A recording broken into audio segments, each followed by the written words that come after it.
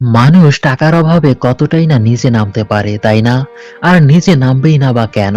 যখন কোথাও কারো কাছে কোনো সাহায্য না পেয়ে নিরুপায়, তখন পরিস্থিতি তাকে বাধ্য করে নিচে নামতে। আজকের গল্পটা দরিদ্র দুইটা পরিবারের, আর আমি বাজি ধরে বলতে পারি গল্পটা আপনার ভালো লাগবে। তাই ভিডিওটি স্কিপ না করে দেখতে থাকুন। গল্পের শুরুটা হয় ঢাকার ফার্মগেট এলাকায়, যেখানে লেগুনায় করে বিভিন্ন জায়গার যাত্রীদের ফার্মগেটে এসে নামিয়ে দেওয়া হতো। আর এই লেগুনায় হেলপারি করত শরীফ নামের এই ছেলেটি।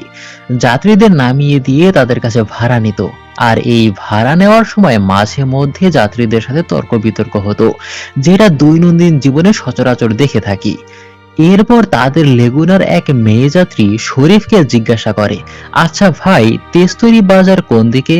শরীফ মেয়েটিকে তেস্তরি বাজার যাওয়ার রাস্তা দেখিয়ে দেয় আর বলে, এত রাতে আপনি কি যেতে পারবেন? আপনার সাথে কি কেউ আছে? মেয়েটি বলে, সমস্যা নেই ভাইয়া, আমি যেতে পারবো। অন্যদিকে মেইন ফিমেল অ্যাক্ট্রেস লাইলাকে দেখি। সে একটি পার্লারে জব করত।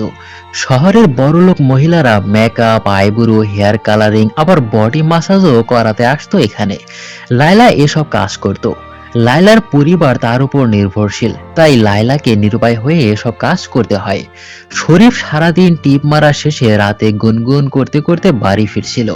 ঠিক তখন আচমকা লায়লা শরীফের কলার ধরে টান দেয়। লায়লা আটকা চলে আসাতে শরীফ কিছুটা ভয় পেয়ে যায়, যা দেখে লায়লা ভীষণ মজা পায়। লায়লা শরীফকে অনেক দিন থেকেই পছন্দ করে, ভীষণ ভালোবাসে, কিন্তু শরীফ লায়লাকে খুব একটা পাত্তা দেয় না। তাই লায়লা শরীফকে বলে, আমি কি দেখতে এতটাই খারাপ? শরীফ বলে, না, আপনি দেখতে খারাপ না, তবে আপনি পার্লারে যে সব কাজ করেন ওই কাজগুলো খারাপ। লায়লা পার্লারে কাজ করে, এটা শরীফ পছন্দ করে না, কারণ ওই পার্লারের মালিক জ্যোৎস্না ওখানকার মেয়েদের দিয়ে বিভিন্ন ধরনের অনৈতিক কাজ কারবার করায়। যদিও লায়লা ওইসব অনৈতিক কাজের সাথে জড়িত নেই, কিন্তু তারপরও শরীফ এটা পছন্দ করে না। ওই পার্লারে জব করার থেকে গার্মেন্টসে জব করা অনেক ভালো। শরীফ লায়লাকে সময় না দিয়ে বাড়িতে চলে আসে। বাড়িতে তার অসুস্থ বাবা থাকে, মা মারা গেছে। শরীফ বাবাকে জিজ্ঞাসা করে, তুমি খেয়েছো কিনা? বাবা জানায়, কিছুক্ষণ আগে লায়লা রান্না করে নিয়ে এসেছিল, তোর জন্য খাবার আছে, তুইও খেয়ে নিতে পারিস। লায়লা বারবার তার বাড়িতে আসা যাওয়া করে, এই বিষয়টা শরীফের একদম পছন্দ নয়। বাবা বলে, তুমি তো সারাদিন বাইরে বাইরে থাকো, আমি বাড়িতে একা একা কিভাবে দিন পার করি তার কি কোনো খোঁজ খবর নাও? বাবা লায়লাকে ছেলের বউ হিসেবে ভীষণ পছন্দ করে, সে চায় লায়লা ছেলের বউ হয়ে বাড়িতে আসুক। শরীফ গোসল করতে গেলে এখানে একটা মজার ঘটনা ঘটে। ছেলের শার্টের পকেট থেকে বাবা সিগারেট চুরি করে বাইরে গিয়ে লুকিয়ে লুকিয়ে ধূমপান করে, কারণ সে অসুস্থ। ছেলে যদি জানতে পারে বাবা ধূমপান করছে তাহলে ভীষণ রাগারাগি করবে। বিষয়টা খুব ফানি লেগেছে, যেখানে ছেলেরা বাবার ভয়ে ধূমপান করে না, সেখানে ছেলের ভয়ে বাবা ধূমপান করার সাহস পায় না। যাই হোক, পরের দিন শরীফ তার ওস্তাদকে বলে, ওস্তাদ, এখন থেকে আর হেল্পারগিরি করব না, অন্য কিছু করব, আপনি সাবধানে গাড়ি চালায়েন। হেল্পারি বাদ দিয়ে রাস্তায় ফলের ব্যবসা করতে শুরু করে। রাস্তায় ফল বিক্রি করতে দেখতে পেয়ে নরেশ নামের এক ছেলে বলে, আরে বন্ধু, হেলবারি বাদ দিয়ে এখন ফল বিক্রি করতে শুরু করেছিস? শরীফ বলে, বাদ দে দোস্ত, তোর কথা কি বল, কি অবস্থা তোর? নরেশ জানায়, ভালো না রে, এক ঝামেলায় পড়ে গেছি। তোরে মালতী নামের এক মাইয়ার কথা কইছিলাম না, ওই মাইয়া তো আমার বাড়িতে আইসা উঠছে। এখন মাইয়ার বাপ আমার নামে দিছে মামলা, তাই পুলিশের ভয়ে পালাই বেড়াইতাছি। আমাকে হাজার খানেক টাকা দিয়ে উপকার করতে পারবি? শরীফ প্রথমে টাকা দিতে না চাইলেও নরেশ বারবার রিকোয়েস্ট করার পর টাকা দেয় সে। এরপর দেখি লায়লা বাড়ি থেকে রান্না করে শরীফের জন্য খাবার নিয়ে আসে। শরীফ বলে, যতই এসব আলগা পিরিত দেখাও না কেন, কোনো লাভ হবে না, তুই আগে পার্লারের কাম ছাড়, তারপর ভেবে দেখবো। লায়লা বলে, আচ্ছা, কাম ছাইরা দিলাম, তাইলে আমার পরিবারের দায়িত্ব তুমি নেবা? শরীফ বলে, আমি দায়িত্ব নিতে যাব কেন? লায়লা বলে, উপদেশ দেওয়া সহজ, কিন্তু করা অনেক কঠিন, আমার পরিবারের দায়িত্ব আমারই নিতে হইব। এরপর লায়লা শরীফের কাছে একটা হেল্প চায়। আমার ছোট ভাই বাড়িতে আইতেছে, চাকরি বাকরি নাই, তার একটা কাজের ব্যবস্থা করে দিতে পারবা? শরীফ বলে, তোর ভাইরে পাঠাইস, যদি গ্যারেজে কোনো কাজ কাম থাকে তাইলে দেখুমনি। যাই হোক, সেদিন রাতে ফার্মগেটে একটি আবাসিক হোটেলে শরীফ যায়, যেখানে নারীদের দিয়ে দেহ ব্যবসা করা হয়। দালাল শরীফকে দেখা মাত্রই বলে, আরে শরীফ ভাই যে কখন আসলেন। তখন বুঝতে পারি শরীফ মাঝে মধ্যেই এখানে আসে নারীদের মধু খাওয়ার জন্য। দালাল জানায় আজ বিকেলে একদম নতুন কড়া একটা মাল আইছে, 205 নম্বর রুমে চলে যান, বিছানায় ফুল রেডি আছে। শরীফ 2000 টাকা দিয়ে 205 নম্বর রুমে চলে যায়। বিছানায় মেয়েটি বসেছিল।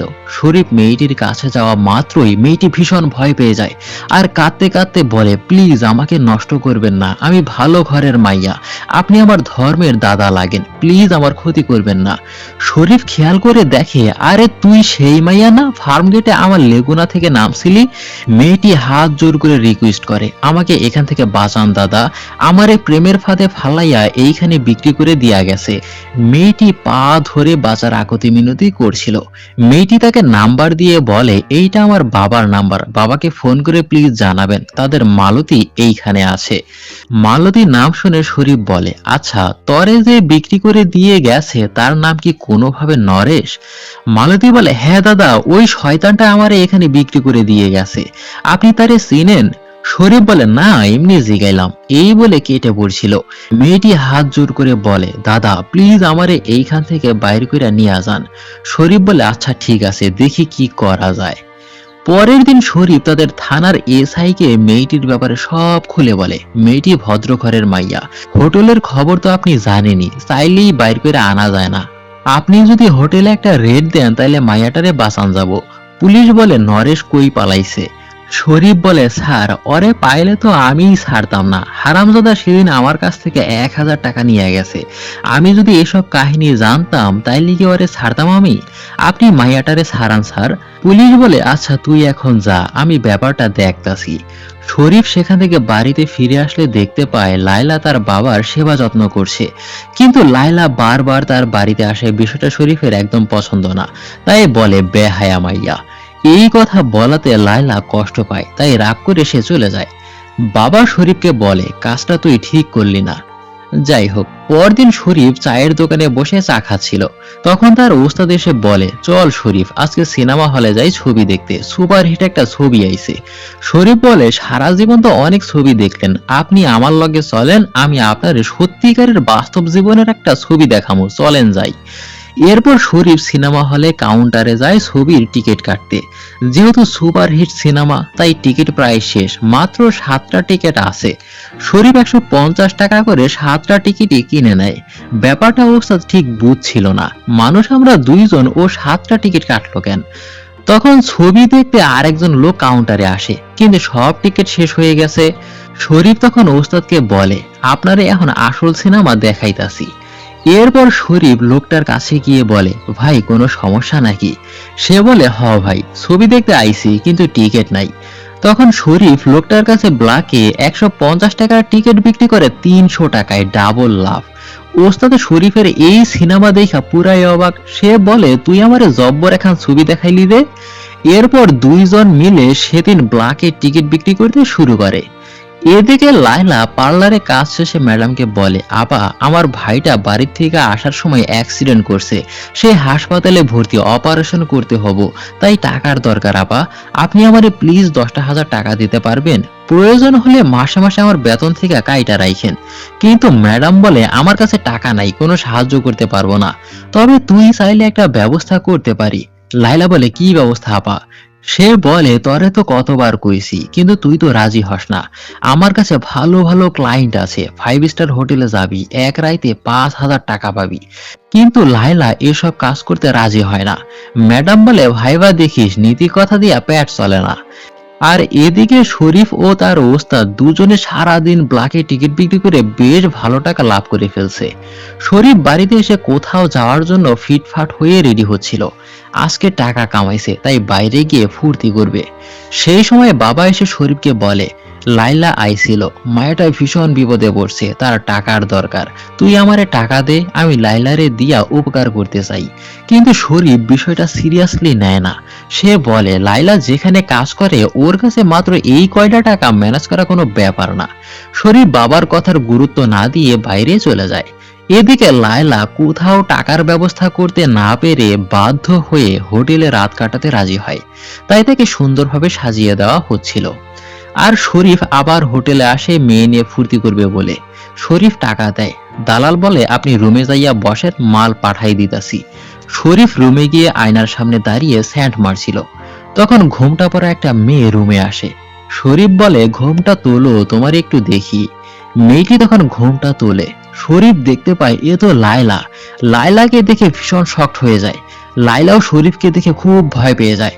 শরীফ লায়লাকে বলে আমি তোরে কতবার মানা করছি ওই পার্লারে না যাইতে, আমি তো জানতাম পার্লারের মাইয়াদের দিয়ে এসব করানো হয়। লায়লা তাকে অনেক বোঝানোর চেষ্টা করে, তুমি আমারে যেমনটা ভাবতেছো আমি ওরকমটা না। কিন্তু এসব জায়গায় কোনো মেয়ে এসে যদি বলে আমি এগুলা করি না, সেটা কি কেউ বিশ্বাস করবে? করবে না। শরীফ তার সাথে চিৎকার চেঁচামেচি করে রুম থেকে বের হয়ে যায়। আর বেচারা লায়লা তো পুরাই ফেঁসে যায়। ভাগ্যের নির্মম পরিহাসের কাছে সে হেরে গেছে। এরপর কয়েকদিন দুজনই খুব ডিপ্রেশনের মধ্য দিয়ে যায়।